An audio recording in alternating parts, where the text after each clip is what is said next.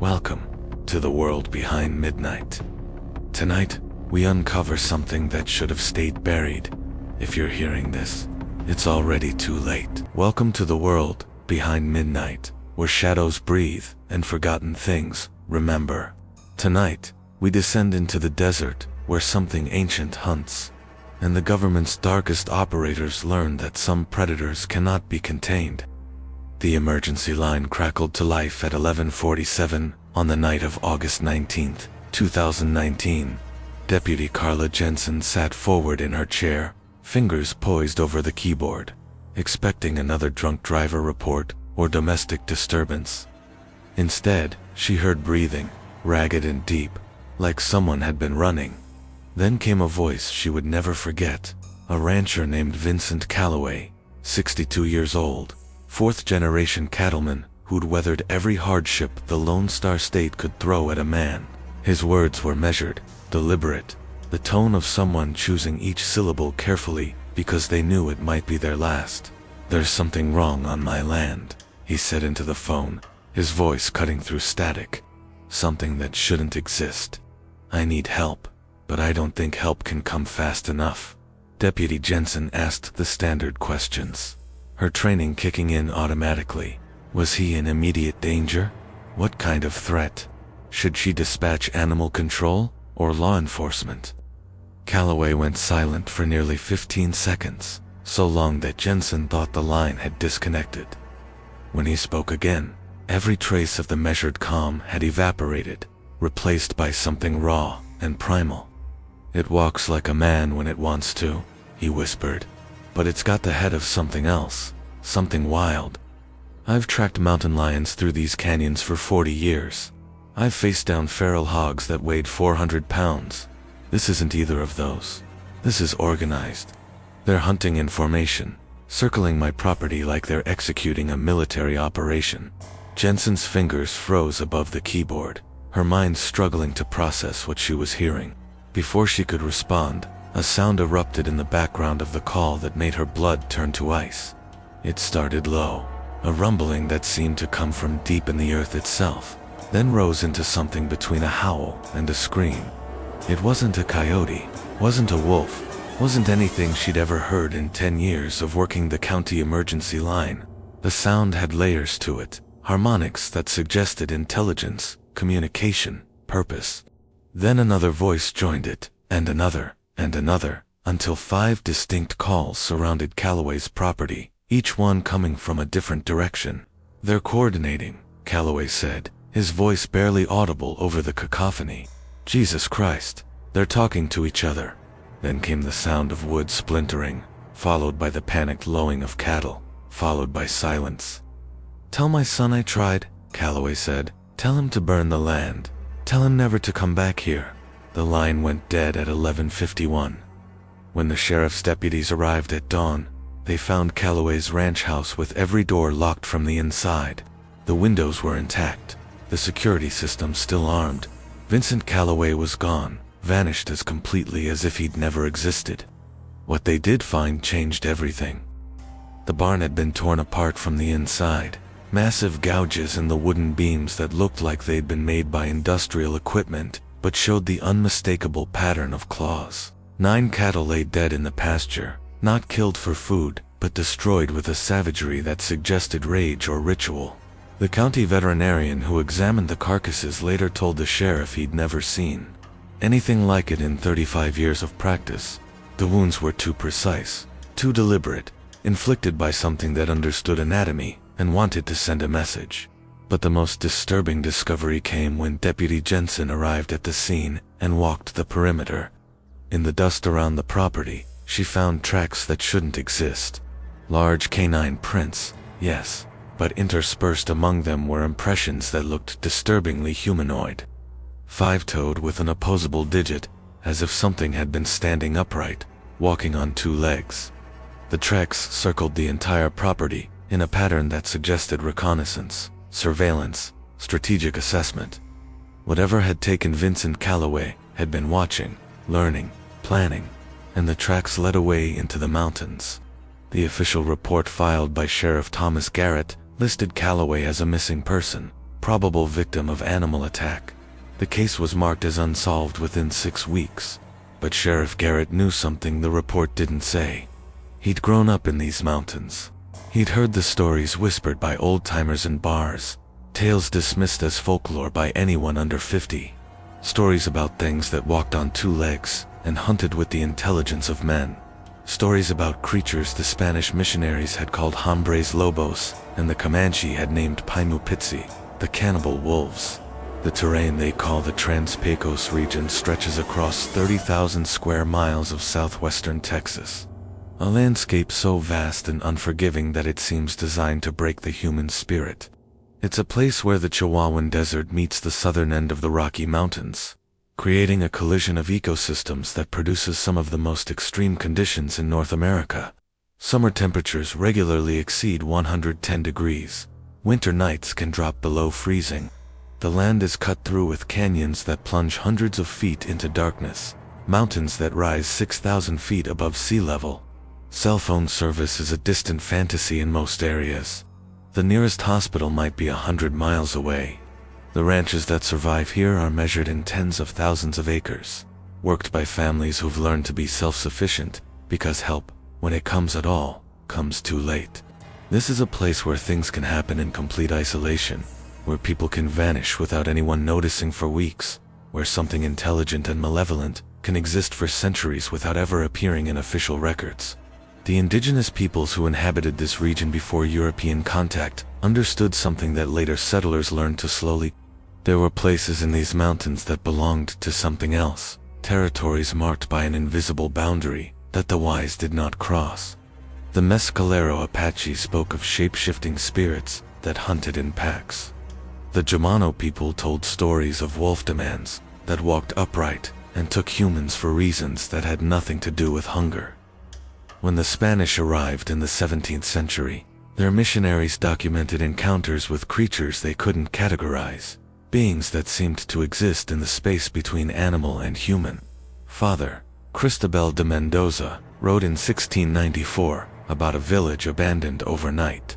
The inhabitants were gone without taking their possessions, leaving behind only tracks that shifted from animal to humanoid mid-stride. The missionary who went to investigate never returned. His journal was found months later, wedged in a canyon crack. The final entry, describing something watching him from the rocks.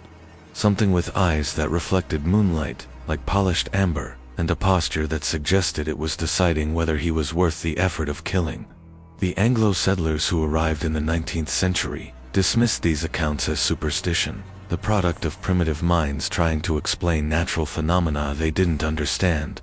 Between 1860 and 1920, the region saw waves of homesteaders, drawn by promises of cheap land and independence.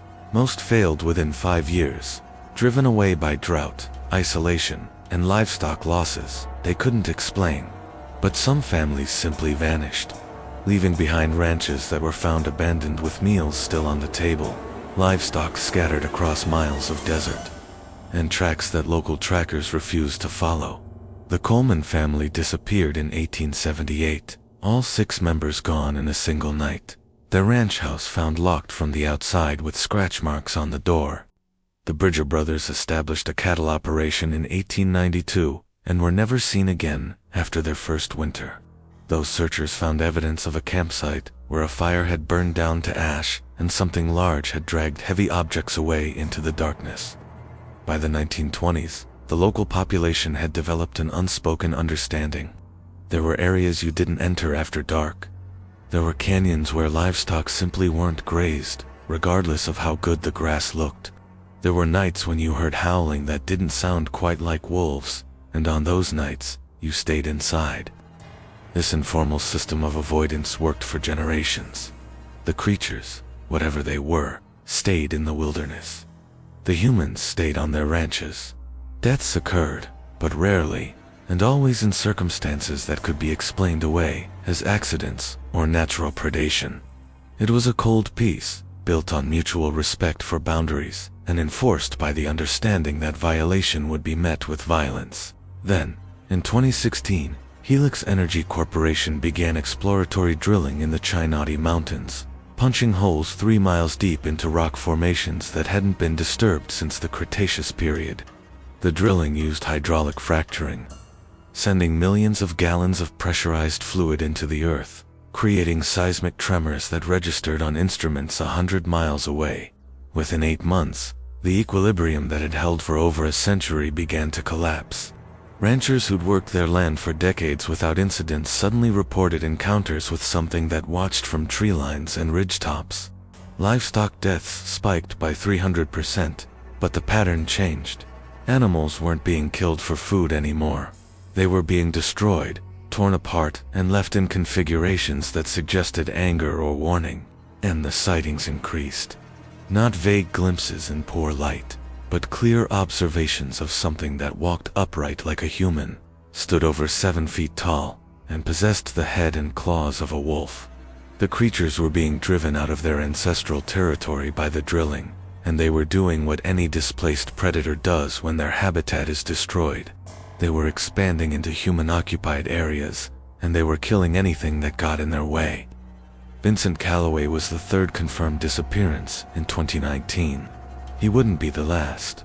Over the next 11 months, 14 ranchers and workers vanished from properties within a 60-mile radius of the drilling operations.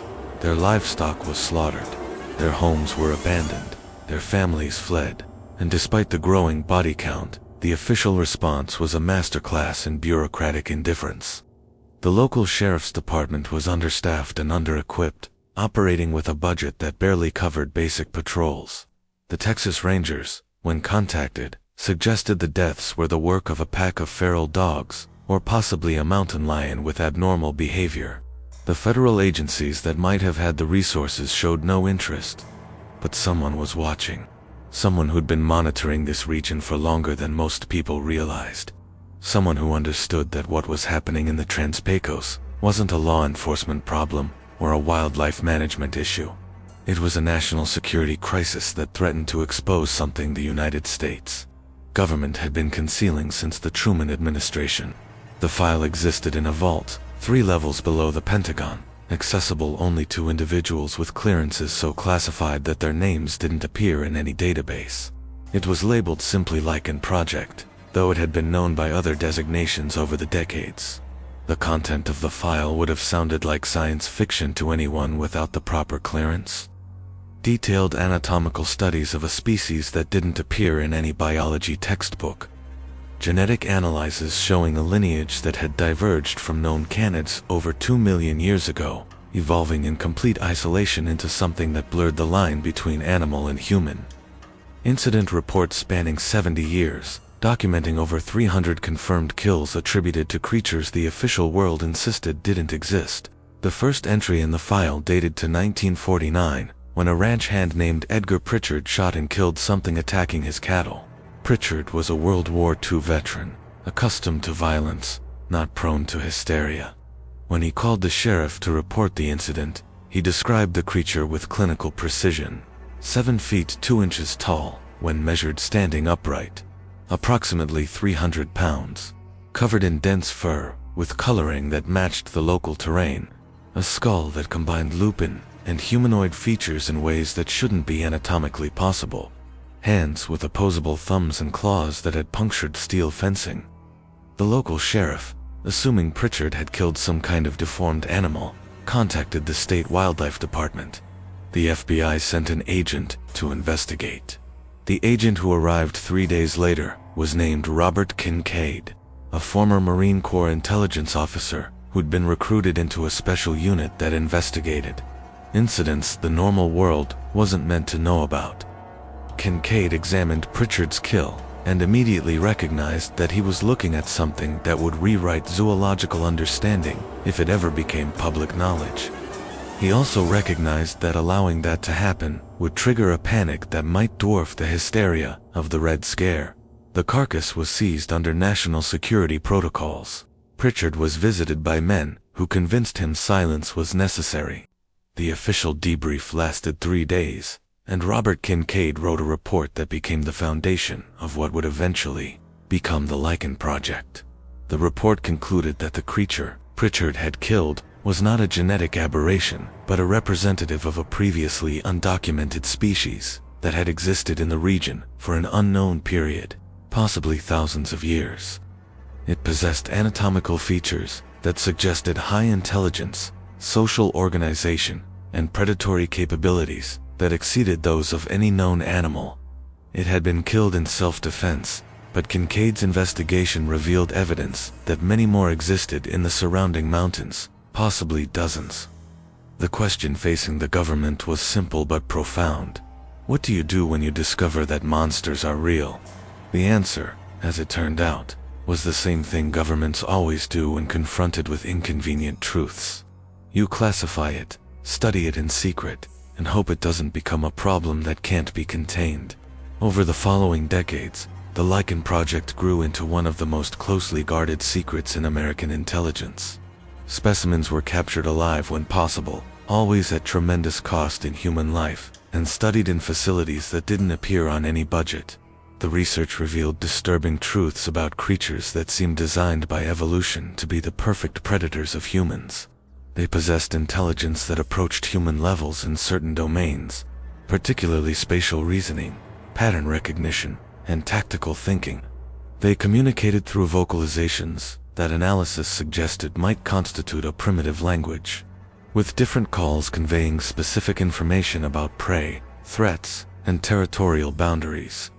They lived in packs with complex social hierarchies, led by alpha individuals who demonstrated strategic thinking that bordered on military-grade tactical planning.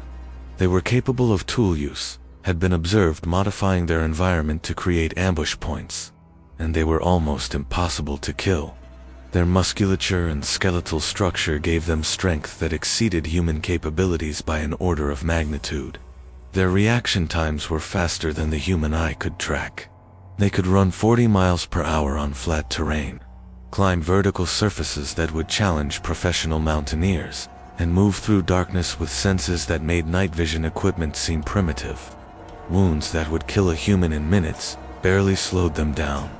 They'd been documented surviving gunshot wounds that penetrated vital organs, recovering from injuries that should have been fatal, and continuing to fight with damage that would incapacitate any normal animal. The only reliable way to stop one was massive trauma to the central nervous system, preferably a headshot with sufficient caliber to destroy the brain entirely. And even then, you had to hit them before they reached you. Because once they closed the distance, human reflexes simply weren't fast enough to respond. The Lichen Project documented over 300 human fatalities between 1949 and 2019. Most occurred in isolated areas where disappearances could be attributed to other causes. Hikers who vanished in wilderness areas, ranchers who never returned from checking on distant livestock, hunters who went into the mountains and simply never came back. The creatures were intelligent enough to avoid detection, careful enough to limit their kills to levels that wouldn't trigger large-scale searches, and patient enough to wait generations for opportunities. They understood that humans were dangerous when organized and armed, so they hunted only when circumstances favored them, targeting isolated individuals and avoiding confrontations that might expose their existence. This strategy had worked for centuries, allowing them to exist as ghosts, as legends, as stories told around campfires, but never confirmed by evidence. Then the drilling began. The Lichen Project's analysts had been monitoring the situation since Helix Energy Corporation filed their initial permits in 2015. They had recommended denying the permits, noting that the proposed drilling sites overlapped with territory that geological surveys and historical incident reports suggested was primary habitat for the creatures.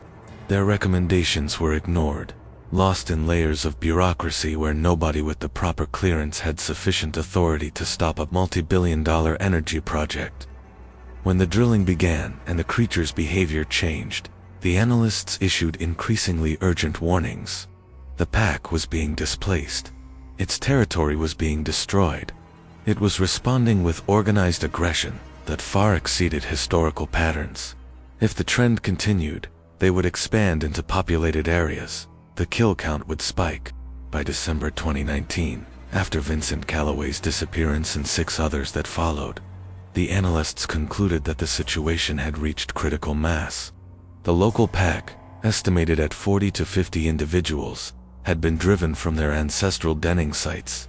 They were expanding into ranchland, targeting humans with deliberate aggression, and showing signs of coordinated tactical behavior that suggested they viewed humans not as occasional prey, but as territorial rivals to be eliminated.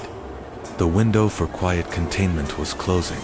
Within months, possibly weeks, an incident would occur that couldn't be explained away. Footage would emerge that couldn't be dismissed. The analysts recommended immediate action, not study, not observation. Direct intervention, using personnel trained for exactly this type of crisis.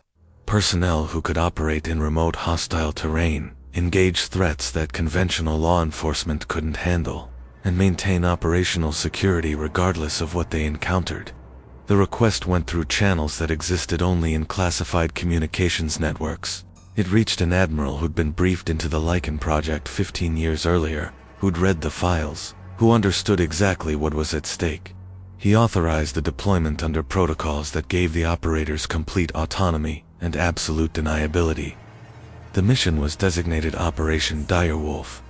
The objective was simple: reduce the pack population to levels where the survivors would retreat to the wilderness and resume their historical pattern of avoidance.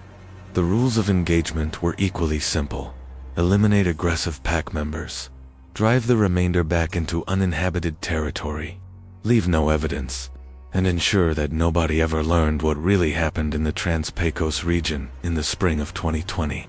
8 operators were selected from Naval Special Warfare Development Group, pulled from teams that had operated in every hostile environment on Earth. They were briefed at a facility that didn't appear on any map, shown evidence that challenged everything they thought they knew. When the briefing concluded, the team leader, a Master Chief named Jackson Reeves, asked the only question that mattered: how do we kill them? The answer would prove to be far more complicated than any of them anticipated. Jackson Reeves had been hunting since he was 6 years old, learning from his grandfather in the mountains of Montana, tracking elk and deer through terrain that broke most people. He'd joined the Navy at 18, made it through SEAL training on his first attempt, and spent the next 23 years in places whose names would never appear in his service record. He'd tracked insurgents through the mountains of Afghanistan, hunted war criminals through the jungles of Central Africa, and conducted operations in environments that ranged from Arctic tundra to equatorial rainforest. He was 41 years old, looked 30, moved like he was 25, and had the patience of someone who understood that the best hunters never rushed. His teammates had started calling him Ghost somewhere around his 10th year of service. Not because he was invisible, but because he could become part of any environment, moving through spaces without disturbing them, reading terrain like other people read books. His second in command was Senior Chief Isaiah Cade, 37, raised on the Navajo reservation, fluent in 3 languages including Dine Bizod, and trained in tracking methods that combine modern technology with traditional knowledge passed down through 15 generations. Cade could read a story from tracks that most people would walk past without noticing, interpreting not just direction and speed, but intention, emotional state, even the health and age of whatever had made them. He'd been recruited into special operations specifically because of these skills, and over 14 years, he'd proven that ancient knowledge and modern warfare were more compatible than most Pentagon analysts realized. His grandmother had been a medicine woman who'd taught him that the world was full of things that science couldn't explain, and that respecting those things was how you stayed alive. Petty Officer First Class Tyler Brandt handled heavy weapons and demolitions. 40 years old, former college linebacker who'd dropped out to enlist after September 11th and never looked back. He was 6'3", 240 pounds, all of it functional muscle, and he moved through the world with the quiet confidence of someone who knew he could physically dominate most situations, but preferred not to. He carried the team's M24OB machine gun like most people carried a rifle, capable of sustained fire that could chew through cover and turn defensive positions into kill zones. He'd grown up in rural Minnesota, hunting bear and moose with his father. Petty Officer First Class Garrett Sullivan served as the team's designated marksman, 36 from Montana, with eyes that could pick out movement at ranges where most people saw only landscape. He carried a custom-built rifle, chambered in .338 Lapua Magnum, capable of delivering precision fire at distances exceeding a mile. Sullivan had the rare combination of infinite patience and lightning-fast reflexes, capable of lying motionless for hours before taking a single shot that decided entire engagements. He'd grown up on a ranch, learned to shoot at distances that other kids learned to throw baseballs, and approached marksmanship with a zen-like focus that bordered on spiritual. Petty Officer Second Class Lucas Hayes handled communications and technical support. 34. Former Air Force Signals Intelligence Analyst, who'd cross-trained into special operations because he wanted to be where things actually happened, rather than monitoring them from thousands of miles away. He brought sophisticated drone systems, sensor networks, thermal imaging equipment, and electronic countermeasures that gave the team situational awareness that conventional units could only dream about. Hayes could hack communications networks, track electronic signatures, and coordinate fire support with equal facility. And he approached technology with the passionate obsession of someone who viewed equipment as problem-solving tools rather than just gadgets. The youngest member was Petty Officer Third Class Ryan Foster, 29, from rural Arizona, serving as the team's point man. Foster had grown up in border country, comfortable with isolation and extreme conditions, fluent in Spanish, and familiar with the culture and terrain of the Southwest. He moved with the agility of someone half his age, possessed situational awareness that bordered on precognitive, and had saved lives in 3 different war zones through sheer speed and aggressive instinct. He was also, unlike most special operators, openly religious, wearing a small silver cross on a chain under his gear and praying before operations. The 2 remaining operators were Petty Officer Second Class Derek Mills and Petty Officer Third Class Cameron Price, both seasoned combat veterans with specialized skills in close quarters, battle, and urban warfare. They rounded out the team's capabilities, providing redundancy and tactical flexibility that 8-man teams required for sustained operations in hostile territory. They gathered at a classified facility outside San Antonio on March 8, 2020, for a briefing that would sound insane to anyone without proper clearance. The briefing officer was a civilian contractor named Patterson, mid-50s, former Army intelligence with 20 years in positions that required him to know things that most people would dismiss as conspiracy theories. He didn't waste time with preliminaries. "What you're hunting has been called different names throughout history," Patterson began, displaying an image that made even these battle-hardened operators pause. The Spanish missionaries called them hombres lobos.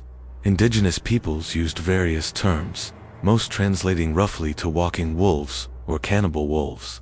Modern researchers, the few who've been read into the program, classify them as Canis sapiens, a species that diverged from known canid evolution over 2 million years ago. The locals call them Dogman. The image showed a creature that shouldn't exist, 7 feet tall, covered in coarse fur, with a body structure that combined human and lupin features. Patterson clicked to the next slide, a map of West Texas marked with incident locations. Current population in the target area is estimated at 40 to 50 individuals. Until recently, they maintained strict territorial boundaries, avoiding human contact whenever possible, limiting kills to levels that didn't attract attention. Then this happened. He displayed aerial imagery of massive industrial drilling rigs punched into mountainsides. Helix Energy Corporation began hydraulic fracturing operations in the Chinati Mountains in 2016. The drilling penetrates 3 miles deep, creates seismic disturbances that register on monitoring stations 100 miles away, and has systematically destroyed the pack's primary denning sites. Cade studied the map intently.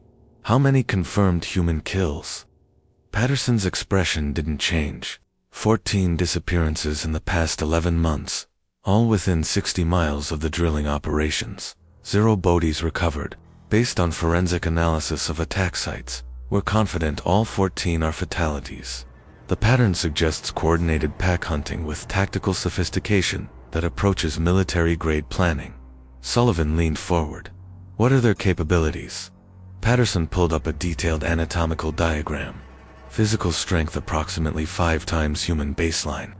Sprint speed up to 40 miles per hour. Exceptional night vision and olfactory tracking. They communicate through vocalizations we believe constitute a primitive language. Brandt asked a question they were all thinking. Weaknesses? Patterson's pause was longer than comfortable. They're mortal. They can be killed. Headshots are most effective. Massive trauma to the central nervous system. They heal rapidly from wounds that would incapacitate normal animals, so anything less than immediately lethal gives them time to adapt. They're primarily nocturnal, with reduced visual acuity in daylight. They avoid large groups of armed humans when possible, which suggests they understand their own vulnerabilities. But understand this, gentlemen. These creatures have been apex predators in this region for longer than the United States has existed. Reeves studied the briefing materials in silence for a long moment. What's our mission? Threat reduction, Patterson said flatly. Eliminate enough of the pack to drive the survivors back into uninhabited territory. The drilling has been temporarily suspended, so if we reduce the aggressive elements, the remainder should retreat to historical ranges and resume avoidance behavior. Your success will be measured by the absence of further human casualties and the maintenance of operational security. Nobody can ever know what you encountered or what you did about it. Hayes looked up from his equipment checklist. What happens if we fail? Patterson didn't answer immediately. When he did, his voice carried the weight of someone who'd seen classified incident reports that kept him awake at night. If the pack isn't contained, incidents will escalate until exposure becomes inevitable. When the public learns that the federal government has been concealing the existence of an unknown, predatory species responsible for hundreds of deaths over 7 decades, the resulting panic will make every previous government cover-up scandal look like a minor embarrassment. Your mission isn't just to eliminate a threat, it's to prevent the collapse of public trust in institutions that are already fragile. He clicked off the projector. You deploy at 1800 hours. The forward operating base is an abandoned ranch property, 20 miles from the primary incident zone. You'll have drone support, satellite communications, and emergency extraction if required. But understand this, you're hunting something that's been killing humans since before your grandparents were born. It knows this terrain better than you ever will. It's faster, stronger, and it's had centuries to perfect the art of killing things that walk upright. If you make mistakes, you don't get second chances. Reeves stood slowly, his expression unreadable. Then we don't make mistakes. The room went silent. Mills checked his rifle. Price reviewed tactical maps. Foster touched the cross at his throat, and outside, the desert waited, indifferent to human plans. Knowing that it had swallowed greater expeditions than 8 men with guns, the hunt would begin at nightfall. And in the mountains to the west, something that had ruled this territory for millennia stirred in ancient dens, smelling change on the wind, knowing that the equilibrium was broken, preparing for a war that would prove whether humans or the Dogmen truly owned the Trans-Pecos region. The forward operating base was a ranch that had been abandoned for 33 years, left behind by a family that records indicated had departed under circumstances listed only as personal reasons. The property sat at the edge of the incident zone, close enough for rapid response, but far enough from active ranches that their operations wouldn't be observed. The main house was weathered, but structurally sound. The barn had partially collapsed, and the landscape around it stretched empty to horizons that seemed impossibly distant. This was country where you could fire weapons without anyone hearing, where helicopters could land without anyone seeing. They established operations on March 9th, spending daylight hours reviewing reconnaissance data that Hayes had compiled from drone flights and satellite imagery. The terrain was brutal, cut through with canyons that dropped hundreds of feet, ridgelines that rose to 6,000 feet elevation, and valleys where water sources were separated by miles of desert that could kill through dehydration in hours. The target zone was a rough triangle, 20 miles on each side, with the drilling operations at one vertex and the cluster of recent disappearances spread across the area. Hayes's drones had identified possible den sites and canyon systems. Cade studied the topographical maps, with the intensity of someone reading sacred texts. "This terrain is defensive," he said quietly. "Narrow approaches, high ground overlooking natural paths, water sources that force predictable movement patterns. They've been here long enough to know every approach, every kill zone, every escape route. We go in there, we're operating in their environment, on their terms." Reeves nodded. "Then we change the terms. We hit them at transitions, when they're moving between dens and hunting grounds. We use our technology advantage, drones for reconnaissance, thermal imaging to track movement, coordinated fire to negate their speed advantage." Sullivan positioned himself at a window overlooking the primary approach to the ranch. "What about retaliation? We kill some of them. What stops the rest from coming here?" Patterson, who'd remained at the FOB to coordinate with higher command, answered from across the room. "They're intelligent enough to avoid fortified positions with multiple armed defenders. Every documented attack has targeted isolated individuals or small groups. They ambush, they hit fast, they vanish before reinforcements arrive. They won't assault a hardened position unless they're desperate or we've damaged the pack structure so severely that rational behavior breaks down." Foster looked up from cleaning his rifle. "And if they do, then you have the firepower and defensive advantages to hold until extraction," Patterson said. "But I don't expect it to come to that.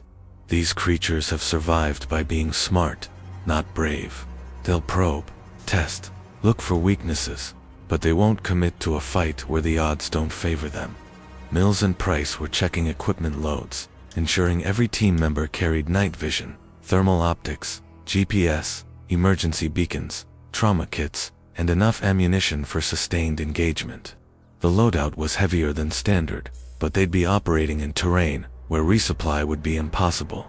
Brandt was preparing the M240B, loading belt-fed ammunition that could deliver sustained fire at ranges up to 1,000 meters.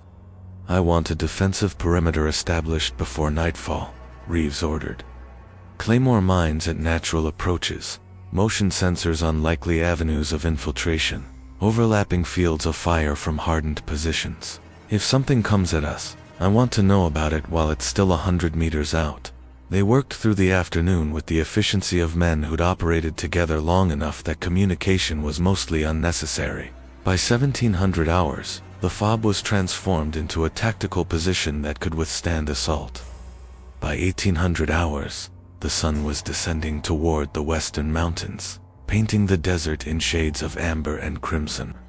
And by 1900 hours, when darkness swallowed the landscape and the temperature dropped 30 degrees in less than an hour, they were ready. Reeves divided the team into two elements. He would lead Cade, Sullivan, and Foster into the canyon system where thermal imaging suggested the primary den was located. Brandt would command Mills, Price, and Hayes at the FOB, maintaining overwatch with the heavy machine gun and coordinating drone reconnaissance. They moved out at 2200 hours, for men disappearing into darkness. The landscape under NVGs was a world of green shadows, familiar terrain rendered alien by monochrome distortion.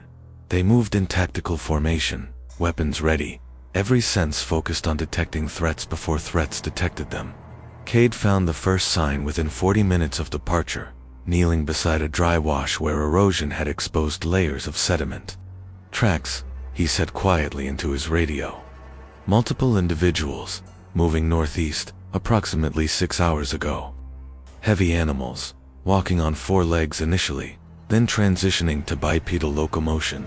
I count 7 distinct individuals, possibly more." Reeves moved up beside him, studying the prints through his NV. They were massive, larger than any canine tracks he'd seen in decades of hunting, but interspersed with the 4-legged impressions were prints that looked disturbingly human.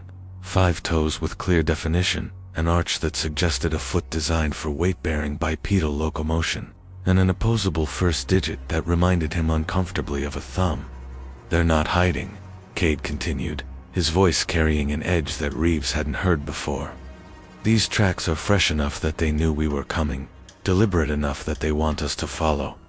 This isn't prey being hunted. This is predators evaluating new competition." Hayes's voice crackled through the radio from the FOB. "Drone." Thermal shows movement in the canyon system ahead of your position, approximately 1,000 meters. Multiple heat signatures, stationary, clustered like they're waiting. I've also got a single contact on your western flank, moving parallel to your route, maintaining distance of about 200 meters. Reeves considered the tactical situation. The pack had sent a scout to observe, while the main group waited in the canyon, exactly the behavior pattern that Patterson's briefing had predicted. They were assessing the threat, gathering intelligence, making decisions based on what they learned. Sullivan, do you have line of sight on the flanking contact? Negative. Sullivan replied from his position 20 meters back, rifle at the ready. Too much terrain masking. If it closes to within 100 meters, I can engage, but at current distance, I'm shooting blind. Let it watch, Reeves decided. We continue to the canyon entrance. I want to see what's waiting for us. They moved forward, slower now, each step calculated, weapons tracking potential threats in overlapping arcs of fire. The terrain grew rougher as they approached the canyon, boulders and scrub, providing concealment but also limiting visibility. The canyon mouth opened before them, like a wound in the earth, walls rising vertically on both sides, the floor littered with rocks that had tumbled from above over millennia. At 500 meters from the entrance, Foster stopped abruptly. Movement, canyon entrance, something just repositioned behind cover. Reeves activated his thermal scope, switching from night vision to heat signature imaging. The world transformed into stark contrasts of temperature, and there, at the edge of the canyon, partially concealed behind a boulder, was a shape that made his breath catch. It was upright, bipedal, approximately 7 feet tall, radiating heat that showed clearly against the cold rock. Its head was elongated, distinctly canine, and as Reeves watched, it turned toward their position with deliberate slowness, as if it wanted to be seen. For 5 seconds, it remained motionless, a statue that combined human posture with predatory anatomy. Then it moved. The creature didn't run or retreat. It stepped out from behind the boulder, standing fully upright in a way that seemed anatomically impossible for something with a wolf's skull, and it let them see it clearly. Reeves had studied the photographs, had read the descriptions, had thought he understood what they were facing. He understood nothing.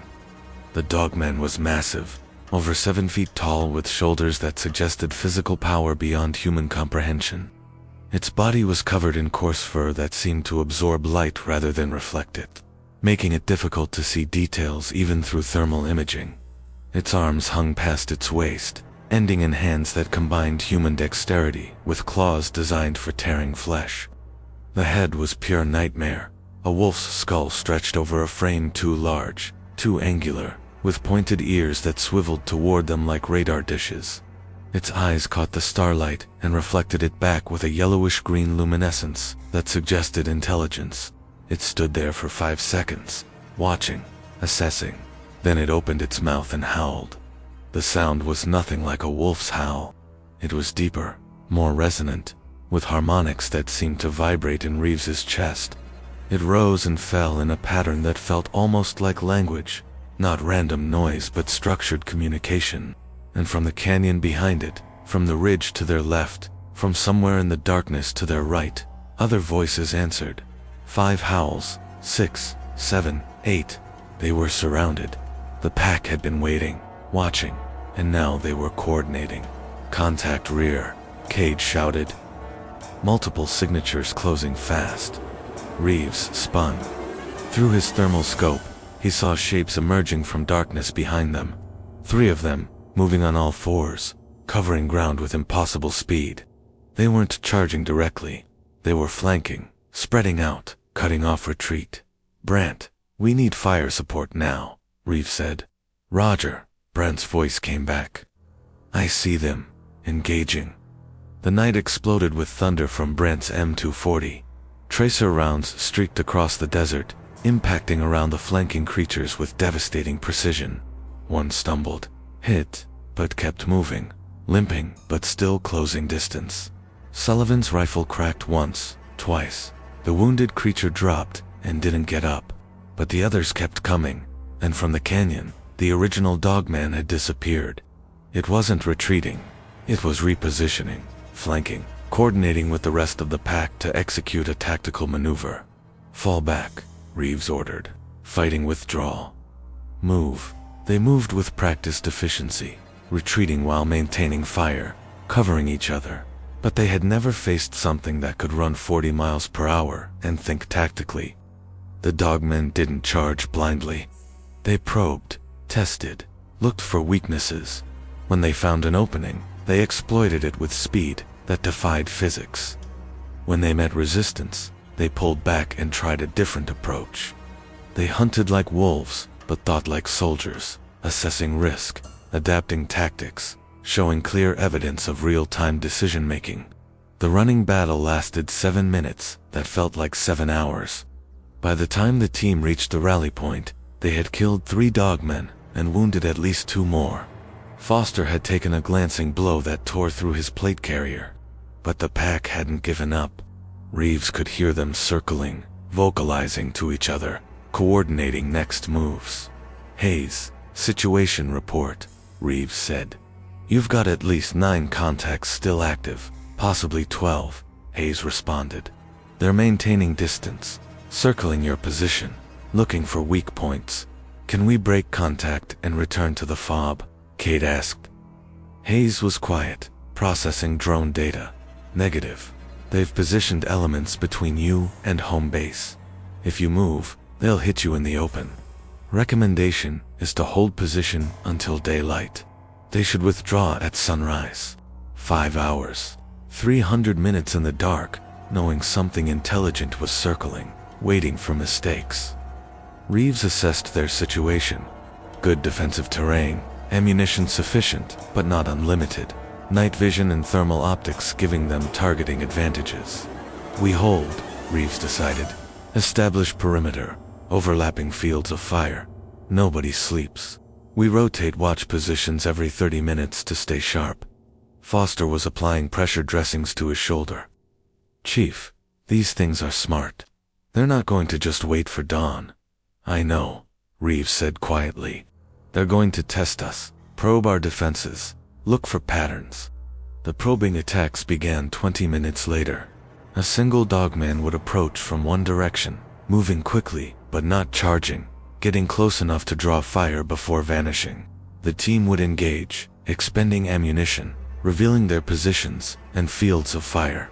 Then attacks would come from different directions, testing reaction times, coordination, defensive integrity. After the 3rd probe, Reeves understood. "They're learning our response patterns," he said. "Every time they probe, they're gathering intelligence. Next time something approaches, we don't engage unless it crosses inside 50 meters. Let them wonder what our actual perimeter is." The next probe came from the east, a single Dogman moving in zigzag pattern that would make targeting difficult. It approached 270 meters, then 60, then 55, clearly expecting fire. When no shots came, it stopped, confused.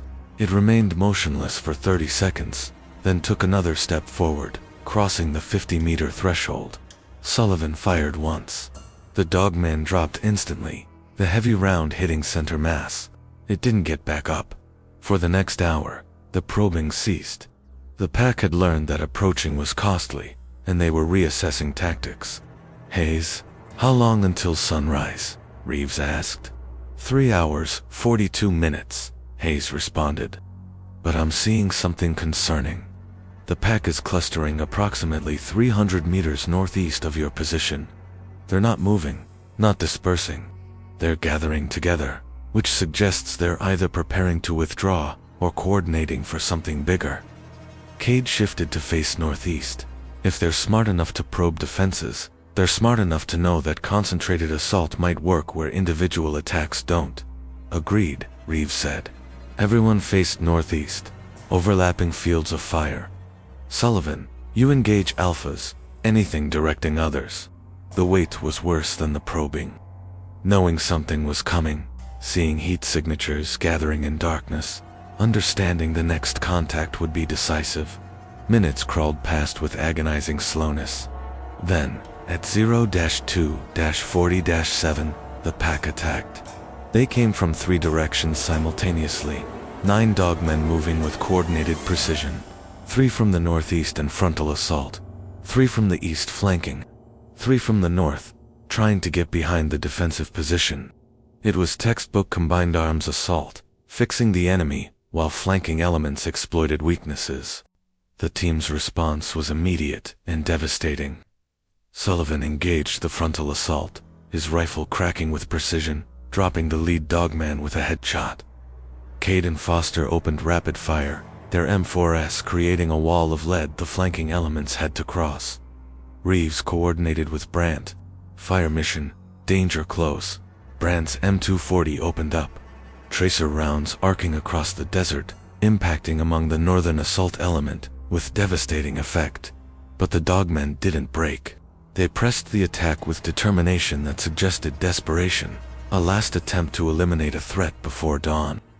One reached Foster's position, materializing from darkness, moving too fast for conscious thought. Foster dropped his rifle and drew his sidearm, putting 3 rounds into its chest at contact distance. The dogman staggered, but kept coming, its momentum carrying it forward, even as its heart stopped. It collided with Foster, 800 pounds of dead weight that knocked him backward. Cade pivoted and fired 5 rounds into the creature's skull, ensuring it stayed down. Sullivan was engaging targets as fast as he could acquire them, working the bolt with practiced speed. The firefight lasted 90 seconds. When it ended, 6 dogmen lay dead within 100 meters of the rally point. The survivors had withdrawn, pulling back into darkness, carrying their wounded in a display of social behavior that reminded Reeves these weren't just animals. "Status check," Reeves ordered. Foster was underneath the dead dogman, crushed by its weight, but alive. Cade and Sullivan worked together to roll the massive carcass off him. Foster gasped for air. His plate carrier cracked where the impact had occurred. "Ribs are broken," Foster wheezed, "but I can still fight." Sullivan was reloading. "I'm down to 40 rounds. If they hit us again like that, I'll be out." Cade checked his ammunition. "I've got 60 left, maybe 70. Reeves did the mental math. They had enough for 1 more sustained engagement, maybe 2, if conservative with fire discipline. After that, they'd be relying on sidearms and knives against creatures that could tear through body armor. The next 2 hours were the longest of Reeves's career. The pack didn't attack again, but they didn't leave. They remained in darkness, circling, vocalizing occasionally in patterns that sounded almost mournful. At 05:15, the sky began to lighten in the east, first hints of dawn that would end the longest night. The dogmen responded immediately. Their vocalizations changed, becoming more urgent, and Hayes reported that thermal signatures were withdrawing rapidly toward canyon systems. By 05:30, when the sun finally broke the horizon, painting the desert in shades of gold and orange, the pack was gone. The team waited another 30 minutes before moving, ensuring the withdrawal wasn't a feint. Then they began the slow march back to the FOB. The desert in daylight revealed the full scope of what had happened. Blood trails led away in multiple directions, evidence of wounded pack members carried to safety. Shell casings littered the rally point, hundreds of brass rounds that would need to be policed, and scattered across the landscape were bodies, 8 dogmen killed in a single night of combat. When they reached the FOB at 0-700, Brandt, Mills, Price, and Hayes were waiting, weapons ready. Patterson was already on site, having arrived by helicopter at dawn, examining the dogman carcasses with clinical detachment. "This is a mature male," Patterson said, taking measurements. "Prime age, probably mid-hierarchy in the pack structure. You killed 8, confirmed. Possibly 9 if one of the wounded doesn't survive." Reeves sat heavily on the porch, too exhausted to care about analysis. "How many are left?" Patterson consulted data on his tablet. "Best estimate is 3 to 5 individuals, possibly including the alpha. You've effectively destroyed this pack's ability to operate as a coordinated hunting unit. The survivors will likely retreat to the deepest canyon systems and avoid human contact." "So we succeeded?" Cade said, though his tone suggested he wasn't sure success was the right word. Patterson looked at the 8 bodies being loaded into containment pods. You accomplished the mission objective. Threat reduction through elimination of aggressive pack elements. The survivors will almost certainly resume the historical avoidance pattern. Human casualties should cease. He paused. But understand this. You didn't eliminate the Dogmen. You pushed them back temporarily. They've been in these mountains for thousands of years. They'll still be here long after we're gone. And in the silence that followed, everyone understood the truth of those words. The creature stood there, letting them see it in its entirety. Reeves had studied the photographs, had read the descriptions, had thought he understood what they were facing. He understood nothing. The Dogman was massive, over 7 feet tall, with shoulders that suggested physical power beyond human comprehension. Its body was covered in coarse fur that seemed to absorb light rather than reflect it, making it difficult to see details, even through thermal imaging. Its arms hung past its waist, ending in hands that combined human dexterity with claws designed for tearing flesh. The head was pure nightmare, a wolf's skull stretched over a frame too large, too angular. Its eyes caught the starlight and reflected it back with a yellowish-green luminescence that suggested something more than simple tapetum lucidum. The reflective layer found in normal predator eyes. These eyes showed intelligence, assessment, decision-making. The creature wasn't just looking at them. It was evaluating them, measuring their capabilities, deciding whether they represented a threat worth eliminating or prey worth pursuing. For 5 seconds that felt like 5 minutes, predator and human studied each other across the desert night. Then the Dogman opened its mouth and vocalized. The sound was nothing like a wolf's howl, nothing like any animal Reeves had encountered in 4 decades of hunting. It was deeper, more resonant, with harmonics that seemed to vibrate in his chest cavity. It rose and fell in a pattern that felt almost like language, not random noise, but structured communication conveying specific information. And from the canyon behind it, from the ridge to their left, from somewhere in the darkness to their right, other voices answered. 5 howls, 6, 7, 8. They were surrounded.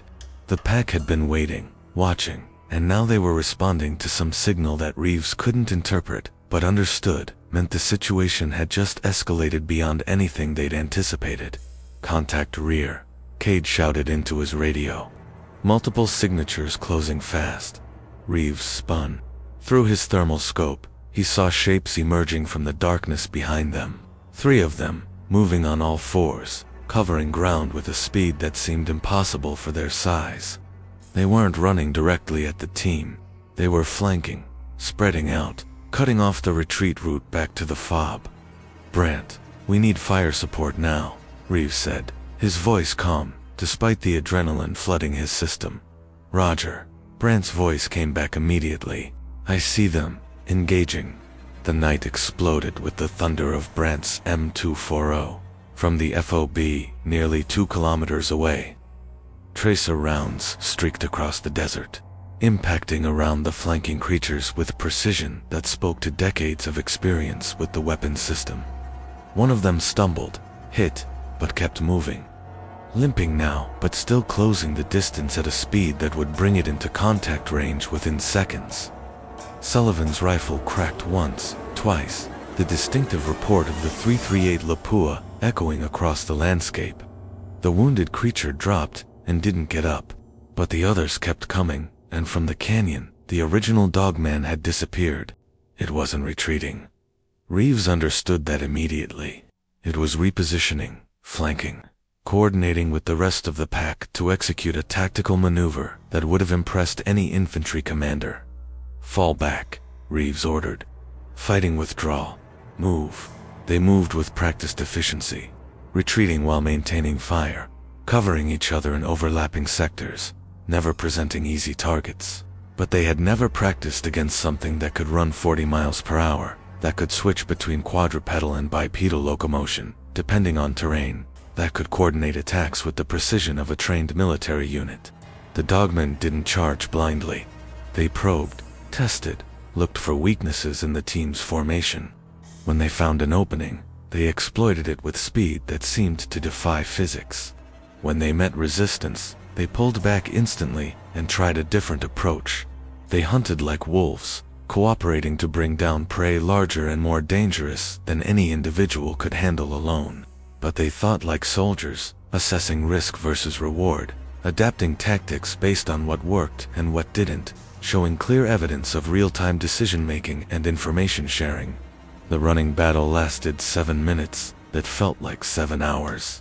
By the time the team reached the rally point, a defensible position on high ground that Hayes had identified during the planning phase, they had killed 3 dogmen and wounded at least 2 more.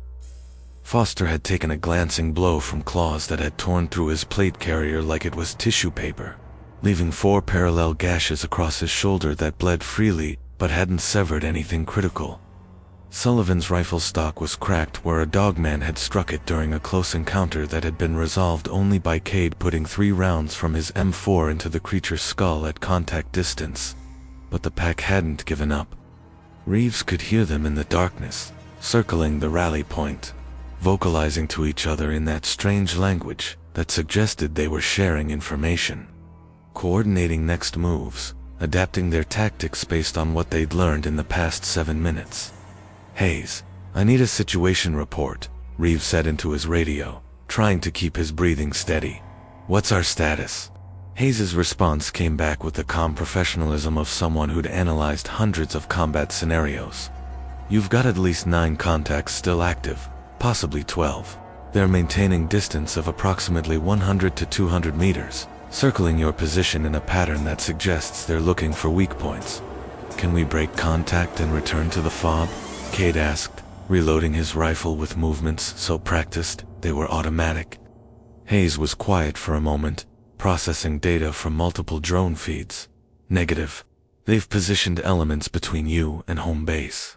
If you try to move, they'll hit you in the open where you don't have cover or defensive advantages. Recommendation is to hold position until daylight. Thermal imaging shows their activity level drops significantly after sunrise. They're primarily nocturnal hunters. If you can hold for another 5 hours, they should withdraw to dens during daylight. 5 hours. 300 minutes of sitting in the dark, knowing that something intelligent and malevolent was circling, probing, waiting for a mistake." Reeves assessed their tactical situation. They had good defensive terrain, high ground with clear fields of fire. They had ammunition, though not unlimited. They had night vision and thermal optics, giving them advantages in target acquisition. And they had something the dogmen didn't have, the ability to call in devastating fire support from Brandt's position if the situation deteriorated. "We hold," Reeves decided. "Establish a perimeter, overlapping fields of fire. Nobody sleeps. We rotate watch positions every 30 minutes to stay sharp." Foster was applying pressure dressings to his shoulder, the white gauze already turning red. "Chief, these things are smart. They're not going to just sit out there for 5 hours waiting for dawn." "I know," Reeves said quietly. "They're going to test us. They're going to probe our defenses, look for patterns, try to identify who's wounded, who's tired, who might make a mistake. Our job is to give them nothing. Every contact, we respond with overwhelming force. Every probe, we make them pay for it. Eventually, they'll decide we're not worth the cost, and they'll back off." Cade positioned himself facing north, his rifle resting on a boulder that provided both cover and a stable shooting platform. "And if they don't back off?" Reeves didn't answer immediately. He was watching the darkness through his thermal scope, seeing heat signatures moving with deliberate precision, never exposing themselves completely, always testing, always learning. When he finally spoke, his voice carried the weight of someone who understood they might be fighting for survival rather than mission accomplishment. "Then we find out if 8 men with the right training and equipment can hold against something that's been the apex predator in this region since before human civilization." The probing attacks began 20 minutes later. A single dogman would approach from one direction, moving quickly but not charging, getting close enough to draw fire before vanishing back into the darkness. The team would engage, expending ammunition, giving away their positions in fields of fire. Then the attacks would come from a different direction, testing their reaction time, their coordination, their ability to maintain defensive integrity under pressure. It was textbook infantry tactics, reconnaissance by fire, identifying defensive positions before committing to a main assault. After the third probe, Reeves understood what they were facing. "They're learning our response patterns," he said into the radio. "Every time they probe, they're gathering information. Next time something approaches, we don't engage unless it crosses inside 50 meters. Let them wonder what our actual defensive perimeter is." Sullivan adjusted his scope. "That means letting them get close. Real close." "That's exactly what it means," Reeves confirmed. "These things are smart enough to learn from our reactions. We need to be smart enough not to teach them anything useful." The next probe came from the east, a single dogman moving in a zigzag pattern that would make targeting difficult. It approached to 70 meters, then 60, then 55, clearly expecting fire based on previous patterns. When no shots came, it stopped, confused, trying to understand why the humans had changed their behavior. It remained motionless for nearly 30 seconds, a heat signature, frozen in Sullivan's thermal scope, close enough that he could see the rise and fall of its breathing. Then it took another step forward, crossing the 50-meter threshold. Sullivan fired once. The dogman dropped instantly, the heavy 338 Lapua round hitting center mass with enough energy to penetrate deep into the thoracic cavity. It didn't get back up. For the next hour, the probing attacks ceased. The pack had learned that approaching the human position was costly, and they were reassessing their tactics. Reeves used the lull to check his team's status. Foster's shoulder had stopped bleeding, but would need proper medical attention once they extracted. Sullivan's rifle was functional, despite the damaged stock. Everyone's ammunition status was acceptable, though not unlimited. Morale was holding, but fatigue was starting to show in small ways. Longer reaction times, slightly degraded situational awareness. "Hayes, how long until sunrise?" Reeves asked. 3 hours, 42 minutes, Hayes responded. "But I'm seeing something on the thermals that concerns me. The pack is clustering approximately 300 meters northeast of your position. They're not moving, not dispersing. They're gathering together, which suggests they're either preparing to withdraw, or they're coordinating for something bigger than probing attacks." Cade shifted his position to face northeast. "If they're smart enough to probe our defenses, they're smart enough to know that concentrated assault might work where individual attacks don't." "Agreed," Reeves said. Everyone faced northeast, overlapping fields of fire. "Sullivan, you're our designated marksman. You engage alphas, anything that looks like it's directing the others. Cade, Foster, you're on rapid fire, volume of fire to break up formations. I'll coordinate with Brandt for heavy support if they commit." The wait was worse than the probing attacks. Knowing something was coming, seeing the heat signatures gathering in the darkness, understanding that the next contact would be decisive one way or another. Minutes crawled past with the agonizing slowness of time distorted by adrenaline. Then, at 0-2-40-7, the pack attacked. They came from 3 directions simultaneously. 9 dogmen moving with coordinated precision that suggested they'd been communicating their plan through vocalizations the humans couldn't hear. 3 from the northeast in a frontal assault. 3 from the east in a flanking maneuver. 3 from the north, trying to get behind the team's defensive position. It was a textbook combined arms assault, fixing the enemy in place with a frontal attack, while flanking elements exploited weaknesses in the defensive perimeter. The team's response was immediate and devastating. Sullivan engaged the frontal assault, his rifle cracking with metronomic precision, dropping the lead dogman with a headshot that took off the top of its skull. Cade and Foster opened up with rapid semi-automatic fire, their M4s spitting rounds at a rate that created a wall of lead the flanking elements had to cross. Reeves coordinated with Brandt. Fire mission, danger close. Grid coordinates as follows. Brandt's M240 opened up from the fob, tracer rounds arcing across the desert like laser beams, impacting among the northern assault element with devastating effect. But the dogmen didn't break. They didn't retreat. They pressed the attack with a determination that suggested this was desperation rather than tactics. A last attempt to eliminate a threat before dawn forced them to withdraw. One reached Foster's position, a massive creature that seemed to materialize out of darkness, moving too fast for conscious thought. Foster dropped his rifle and drew his sidearm, putting 3 rounds into its chest at contact distance. The dogman staggered but kept coming, its momentum carrying it forward even as its heart stopped beating. It collided with Foster, 800 pounds of dead weight that knocked him backward. Cade pivoted and fired 5 rounds into the creature's skull, ensuring it stayed down. Sullivan was engaging targets as fast as he could acquire them, working the bolt on his rifle with practiced speed. Each shot a kill or near miss that forced the dogman to take cover.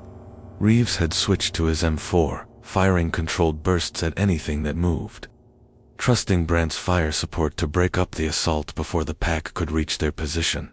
The firefight lasted 90 seconds. When it ended, 6 dogmen lay dead within 100 meters of the rally point. The survivors had withdrawn, pulling back into the darkness, carrying their wounded with them in a display of social behavior that reminded Reeves uncomfortably that these weren't just animals. They were something more, something that cared about their pack members, something that would risk additional casualties to retrieve their dead and dying. "Status check," Reeves ordered, his voice hoarse from shouting commands during the firefight. Foster was underneath the dead dogman, crushed by its weight, but alive. Cade and Sullivan worked together to roll the massive carcass off him. Foster gasped for air, his plate carrier cracked where the impact had occurred. "Ribs are broken," Foster wheezed, "but I can still fight." Sullivan was reloading, his movements automatic, despite the adrenaline crash that followed combat. "I'm down to 40 rounds. If they hit us again like that, I'll be out." Cade checked his ammunition. "I've got 60 left. Maybe 70. Reeves did the mental math. They had enough ammunition for 1 more sustained engagement, maybe 2 if they were conservative with their fire discipline. After that, they'd be relying on sidearms and knives against creatures that could tear through body armor. The next 2 hours were the longest of Reeves's career. The pack didn't attack again, but they didn't leave either. They remained in the darkness, circling, vocalizing occasionally in patterns that sounded almost mournful, as if they were mourning their dead or calling to pack members who would never answer. Hayes provided periodic updates from the fob. The pack had taken severe casualties. Of the estimated 12 individuals that had been active at the start of the night, at least 8 were confirmed dead, and 2 more were likely wounded. But that left at least 2 still capable of fighting, and wounded predators were often the most dangerous. At 05:15, the sky began to lighten in the east. The first hints of dawn that would end the longest night of Reeves's life. The dogmen responded to the coming sunrise immediately. Their vocalizations changed, becoming more urgent, and Hayes reported that the thermal signatures were withdrawing rapidly toward the canyon systems where the dens were located. By 05:30, when the sun finally broke the horizon, painting the desert in shades of gold and orange, the pack was gone. The team waited another 30 minutes before moving, ensuring the withdrawal wasn't a feint. Then they began the slow march back to the fob, carrying the body of the dogman that had fallen on Foster, knowing that Patterson would want it for analysis. The desert in daylight revealed the full scope of what had happened.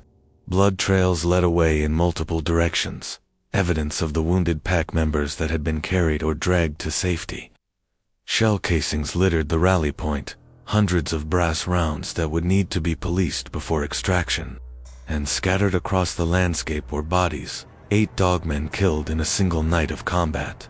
When they reached the FOB at 0700, Brandt, Mills, Price, and Hayes were waiting. Weapons ready, prepared to provide covering fire if needed, but the threat was gone, at least for now. Patterson was already on site, having arrived by helicopter at dawn, and he examined the dogman carcass with the clinical detachment of someone who'd seen specimens before. "This is a mature male," Patterson said, taking measurements and photographs. "Prime age, probably mid-hierarchy in the pack structure. You killed 8 confirmed, possibly 9 if one of the wounded doesn't survive." Reeves sat heavily on the porch of the ranch house, too exhausted to care about the analysis. How many are left? Patterson consulted data on his tablet, comparing it with pre-mission estimates.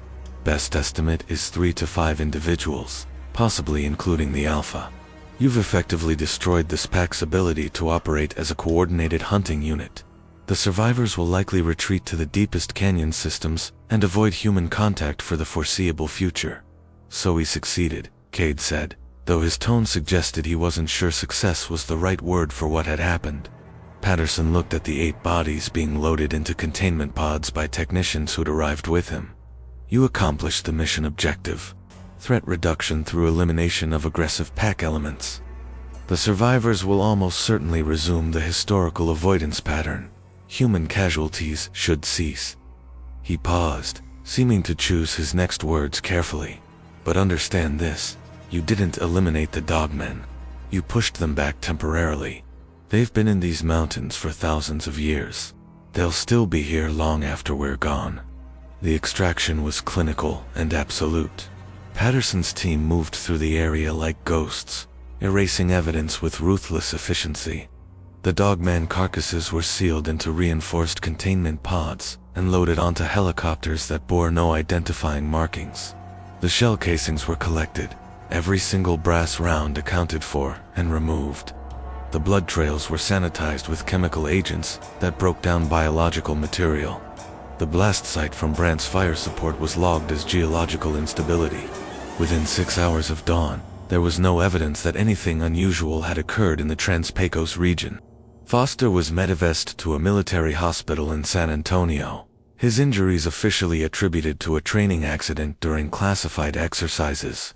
The doctors who treated him asked no questions about the claw marks that had torn through body armor designed to stop rifle rounds. Cade underwent surgery for a shoulder injury he'd sustained during the close encounter. The procedure performed by surgeons with security clearances that prevented them from discussing what they saw. Reeves sat in a debriefing room for 72 hours, answering questions, reviewing drone footage, signing documents that acknowledged he understood the penalties for disclosure. The official report would list Operation Direwolf as a classified exercise conducted in remote terrain. 1 fatality due to equipment malfunction. 2 injuries, non-combat related. Mission parameters achieved. No further action required. The Dogman specimens would disappear into laboratories that didn't exist on paper. Studied by researchers who would never publish their findings, adding to a database of knowledge that the world would never access. The tissue samples would reveal nothing that contradicted 70 years of research, confirming that the creatures were biological rather than supernatural, evolved rather than created, real rather than mythological. But the questions that mattered most remained unanswered. Where had they come from? How had they remained hidden for so long? Were the Trans-Pecos populations isolated or connected to broader populations elsewhere? How many were out there, scattered across wilderness areas where humans rarely ventured? The Lichen Project had been studying Dogmen for 7 decades and still didn't know the answers. Perhaps they never would. Some mysteries, Patterson suggested during one of the debriefing sessions, were meant to remain unsolved. The team was scattered after the debriefing concluded. Reeves was reassigned to training duties at a facility on the East Coast. His field career effectively ended by invisible hands that decided he'd seen too much to be deployed again. Cade returned to his tribal lands, taking early retirement and refusing to discuss what had happened in West Texas, even with family members who'd held security clearances. Sullivan disappeared into the contractor world, taking jobs that kept him overseas and far from the American Southwest. Brandt, Mills, and Price remained in naval special warfare but were transferred to different commands, ensuring they'd never operate together again. Hayes continued working in technical support, though he developed a habit of monitoring news reports from the Trans-Pecos region, watching for patterns that might indicate the Dogmen had returned. Foster recovered from his injuries but was never quite the same afterward. The cross at his throat now accompanied by other protective symbols from religions he'd researched during his convalescence. And in Presidio County, Sheriff Thomas Garrett received a visit from men in suits who informed him that the threat had been neutralized, the disappearances would cease, and further investigation would not be in anyone's best interest. For 3 years, the silence held. The drilling operations in the Chinati Mountains remained suspended, the wells capped, the equipment removed. The ranchers slowly returned, cautious at first, then with growing confidence as months passed without incident. The howling that had terrified the region for 2 years faded into memory, becoming another story that old-timers told newcomers, dismissed by anyone who hadn't lived through it. The government's secret remained intact. The Lichen Project continued its work, monitoring, studying, preparing for the next time equilibrium failed. But Jackson Reeves couldn't let it go. In his small apartment in Virginia, he'd constructed a map that covered an entire wall, marking incidents that matched the pattern he'd learned in West Texas. Disappearances in wilderness areas, livestock killings that exceeded normal predation, sightings of upright canines that authorities dismissed as misidentification. The data points stretched across 14 states, concentrated in remote regions where population density was low and official oversight was minimal. The pattern suggested something that the Lichen Project either didn't know or wouldn't acknowledge publicly. The Trans-Pecos Pack hadn't been isolated. They'd been one node in a network that spanned the American West, possibly the entire continent. The Dogmen weren't a localized phenomenon. They were everywhere. Humans weren't thriving in the spaces between civilization, hunting in territories that maps labeled as empty wilderness, and the drilling operations hadn't created the problem in West Texas. They'd simply revealed it by pushing the creatures into contact with humans. Reeves began documenting everything, writing detailed accounts of Operation Direwolf, interviewing other operators who'd encountered similar situations in different locations, building a database that the government didn't want to exist. In September 5 years after Vincent Calloway's disappearance, and 4 years after Operation Direwolf, Reeves received a phone call from an unrecognized number. He almost didn't answer, but something about the timing felt significant. The voice on the other end was Cade's, though they hadn't spoken since the debriefing in 2020. "We need to talk," Cade said without preamble. "Not on this line. There's a place we both know." They met 2 days later at a diner in El Paso, far enough from their current locations that the meeting wouldn't raise flags. Cade looked older, worn in ways that had nothing to do with physical aging. "It's starting again," he said quietly, sliding a folder across the table. "New Mexico, Arizona, Colorado. Same patterns we saw in Presidio County. Disappearances, livestock killings, sightings. The packs are expanding, moving into territories they've avoided for generations." Reeves opened the folder and felt his blood run cold. The data was unmistakable, consistent with what he'd been tracking independently, but more detailed, suggesting Cade had access to information sources that Reeves didn't. "How bad?" Reeves asked. Cade's expression was grim. 14 confirmed disappearances in the past 18 months, spread across 4 states. The Lichen Project knows, but they're not responding the way they did with us. They're monitoring, studying, documenting, but they're not intervening.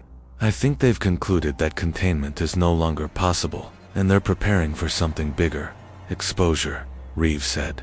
They're preparing for the day when the secret can't be kept anymore. Cade nodded slowly. The question is, do we help them keep the secret, or do we force the truth into the open? It was a question Reeves had been asking himself for 4 years. The government had good reasons for maintaining secrecy, preventing panic, avoiding civil unrest, protecting institutions that were already fragile. But that secrecy came at a cost, measured in lives, people disappearing in wilderness areas, families never getting answers, threats growing unchecked because admitting they existed would require admitting decades of deception. The ethical calculation was impossible. Both choices led to harm. The only question was, which harm was worse? They made their decision that night in an El Paso diner. Over the next 6 months, working independently, using encrypted communications and dead drops, they compiled everything. Documents from the Lichen Project that Cade had maintained access to through channels he wouldn't explain. Reeves's personal accounts of Operation Direwolf, detailed enough to be verified. Interviews with ranchers who'd encountered Dogman, but been warned not to discuss it. Photographs and video footage that had been confiscated by authorities but existed in backup copies.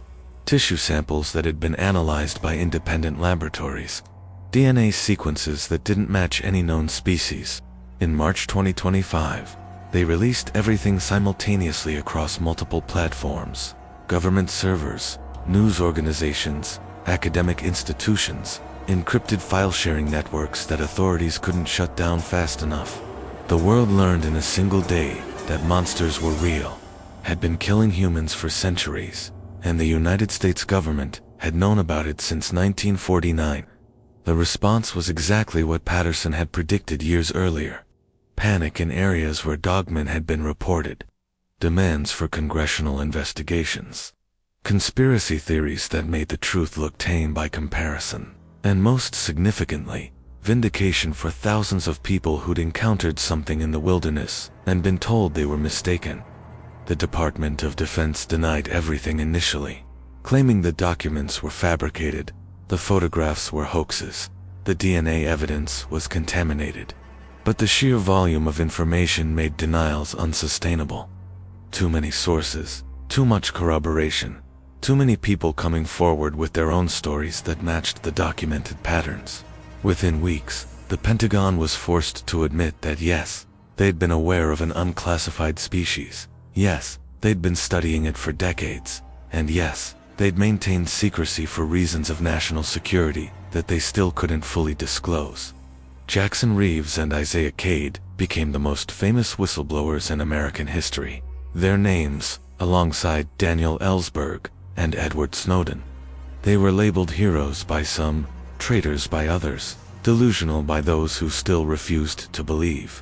Threats arrived daily, some from government sources unhappy with the disclosure, others from civilians who blamed them for destroying the comfortable illusion that humans were the only intelligent predators on Earth. They went into hiding, protected by supporters who understood that powerful entities wanted them silenced.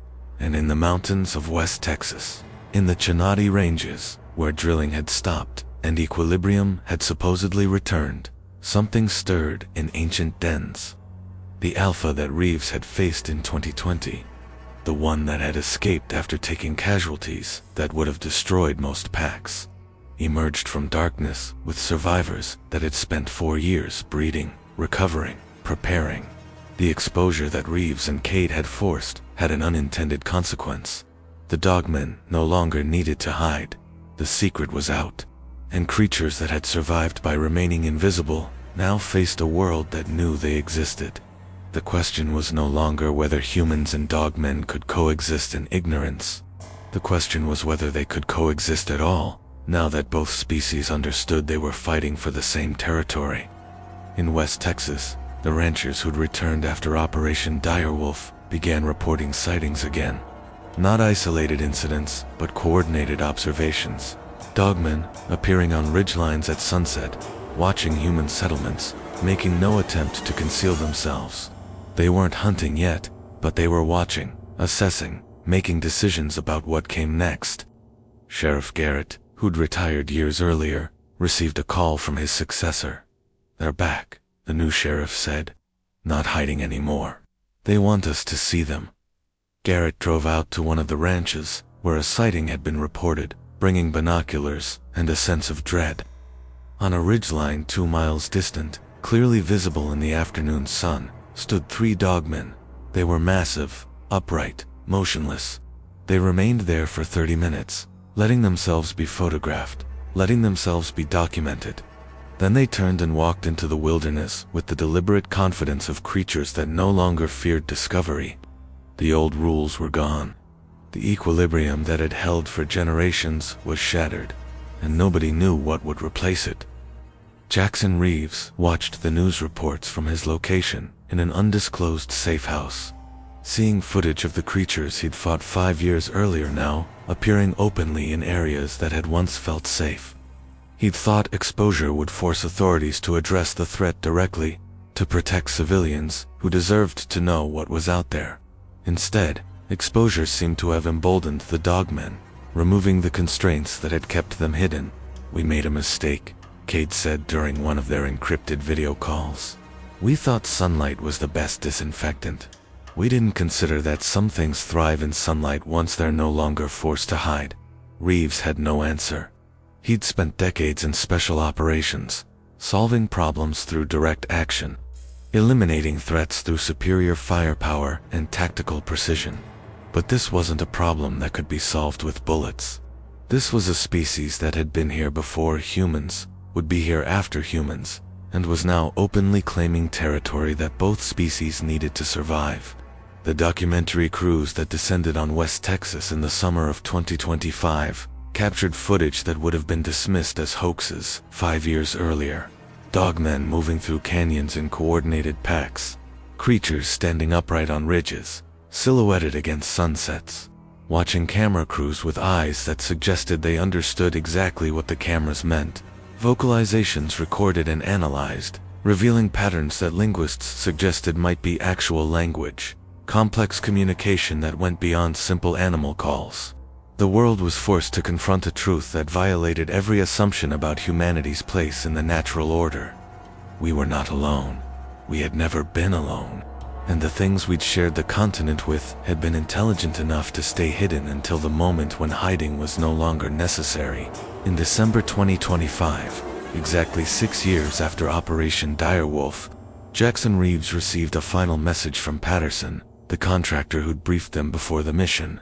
It was encrypted, routed through channels designed to avoid surveillance, brief and devastating.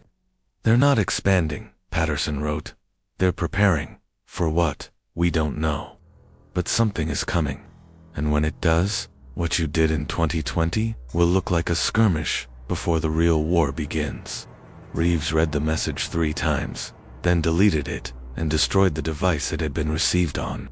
But the words stayed with him, echoing in the quiet moments when he tried to sleep and couldn't, haunted by memories of creatures that moved faster than thought, that hunted with intelligence that approached human levels, that had been in these mountains since before civilization and would still be here when civilization collapsed. The howling continued, carried on desert winds, voice answering voice in patterns that suggested coordination across distances that should have made communication impossible. West Texas remained quiet on the surface, ranchers going about their business, tourists visiting Big Bend National Park, life continuing as if nothing had changed. But those who knew, who'd seen, who'd survived encounters with things that shouldn't exist, understood the truth. The Dogmen were still there, watching from canyons and ridges, moving through wilderness with the confidence of creatures that owned the land. The pack remembered Operation Direwolf, remembered the night when humans had come with guns and technology and killed half their number, and the Alpha remembered Jackson Reeves, the human who'd faced him in darkness and survived. They would meet again. Not in months, perhaps not in years, but eventually. The desert was patient. The mountains were eternal, and the Dogmen had all the time in the world. The story ends here, but the howling never stops. It moves across the Trans-Pecos region, spreading to other states, other wilderness areas, other places where humans and Dogmen share territory, whether humans acknowledge it or not. The secret is out, but that doesn't make anyone safer. If anything, exposure made the danger more acute, more immediate, because creatures that once hid now walked openly, claiming what had always been theirs. If you've made it this far, if the darkness still calls to you, then subscribe to The World Behind Midnight, because there are more stories waiting in the places where civilization ends and something ancient begins. Keep your eyes on the ridgelines at sunset. Lock your doors when the howling starts. And remember that the most dangerous predator is the one that's learned to watch and wait and strike only when victory is certain. The Dogmen are patient. The question is whether humans can be patient enough to survive what's coming. Welcome to the world behind midnight, where every shadow hides something real, where every howl carries a message, and where the only rule is simple. Never forget that you're not alone in the darkness. Something else is there, watching, waiting, remembering, and when the time is right, it will remind you who really owns the night.